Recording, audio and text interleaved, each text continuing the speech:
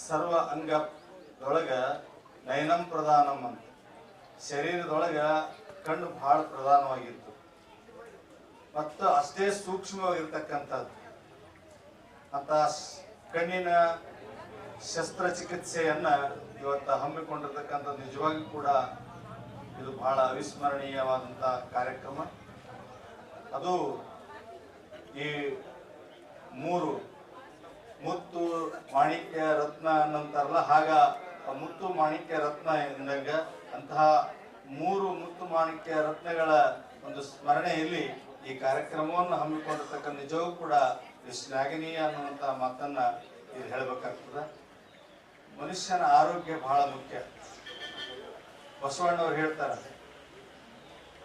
ಅರ್ಥ ರೇಖೆವಿದ್ದು ಫಲವೇನು ಆಯುಷ್ಯ ರೇಖೆ ಇಲ್ಲದನ್ನಕ್ಕ ಅನ್ನುವಂಥ ಮಾತನ್ನ ಹೇಳ್ತಾರೆ.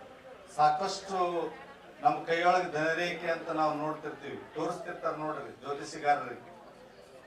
ಎಷ್ಟೆಲ್ಲ ಸಂಪತ್ತಿತ್ತು ಆದ್ರೆ ಕೈಯೊಳಗ, ಆದ್ರೆ ಆಯುಷ್ಯನೇ ಇಲ್ಲ ಅಂತಂದ್ರೆ ಸಂಪತ್ತು ಊಟ ಮಾಡಕ್ ಆಗೋದಿಲ್ಲ.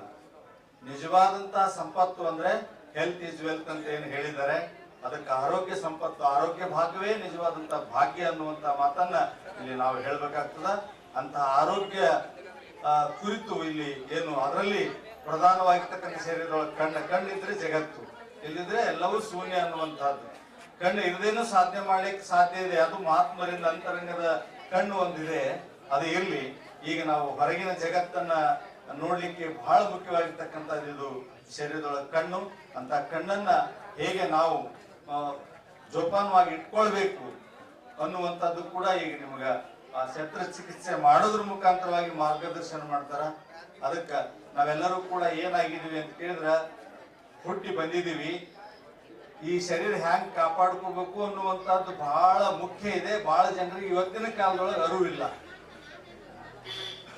ಅರಿವಿಲ್ಲದೆ ಏನಾಗ್ತಾ ಇದೆ ಅಂತ ಕೇಳಿದ್ರ, ಇದು ಪ್ರಸ್ತುತ ಮಾತನಾಡಬೇಕು ಆಡೋದು ಗೊತ್ತಿಲ್ಲ. ಆದ್ರೂ ಕೂಡ 2 ಮಾತು ಹೇಳಬೇಕಾಗಿದೆ. ನಮ್ಮ ದೇಹ ಇವತ್ತು ಹಾಳು ಮಾಡ್ಕೋತಾ ಇದೀವಿ. ಒಂದು ಕಣ್ಣ ಎಷ್ಟು ಕೊಟ್ಟರೆ ಸಿಗ್ತದ ನಮ್ಗ, ಒಂದು ಕಿವಿ ಎಷ್ಟು ಕೊಟ್ಟರೆ ಸಿಗ್ತದ, ಒಂದು ಕಿಡ್ನಿ ಎಷ್ಟು, ಹೀಗೆ ಎಲ್ಲವೂ ಶರೀರದ ಅಂಗಾಂಗಗಳನ್ನ ನಾವು ಅದಕ್ಕೆ ಬೆಲೆ ಕಟ್ಟಲಕ್ ಹೋದ್ರೆ ಬೆಲೆ ಕಟ್ಟಕ್ ಆಗೋದಿಲ್ಲ. ಅಂದ್ಮೇಲೆ ನಮ್ಗಿಂತ ಈ ಶರೀರಕ್ಕಿಂತ ಶ್ರೀಮಂತಿಕೆ ಸಂಪತ್ತು ಯಾವ್ದಾರ ಇಲ್ಲ. 1000 ಕೋಟಿ ಗಳಿಸಿದ್ರು ಕೂಡ ಒಂದು ಶರೀರದ ಅಂಗಕ್ಕೆ ಸಮ ಆಗೋದಿಲ್ಲ ಅನ್ನುವಂಥದ್ದನ್ನು ನಾವು ತಿಳ್ಕೊಂಡು ಈ ಶರೀರವನ್ನ ಹೇಗೆ ಕಾಪಾಡಬೇಕು ಅನ್ನುವಂಥದ್ದು ನಾವು ಅರಿತುಕೊಳ್ಬೇಕಾಗಿದೆ. ಅಂದಾಗ ಮಾತ್ರ ಈ ಜೀವನದ ಸಾರ್ಥಕತೆ ಆಗ್ತದೆ. ಅದಕ್ಕೆ ನಾವು ಕುಡಿದು ತಿಂದು ಸೇದಿ ಇತ್ಯಾದಿ ದುಷ್ಟ ಚಟಗಳಿಂದ ಈ ಶರೀರ ಹಾಳು ಮಾಡ್ಕೋತಾ ಇದೀವಿ. ಅದಕ್ಕೆ ಈ ಶರೀರದ ಮೌಲ್ಯತೆಯನ್ನು ನಾವು ಅರಿಬೇಕಾಗಿದೆ ಅನ್ನುವಂಥದ್ದನ್ನು ಕೂಡ ಈ ಶಸ್ತ್ರ ಚಿಕಿತ್ಸೆ ಒಳಗ ನಾವು ಅರಿವು ಮೂಡಿಸಿಕೊಳ್ಳುವಂತ ಕಾರ್ಯಕ್ರಮನೂ ಇದು ಹೌದು ಅನ್ನುವಂತ ಮಾತನ್ನ ಹೇಳ್ಬೇಕಾಗ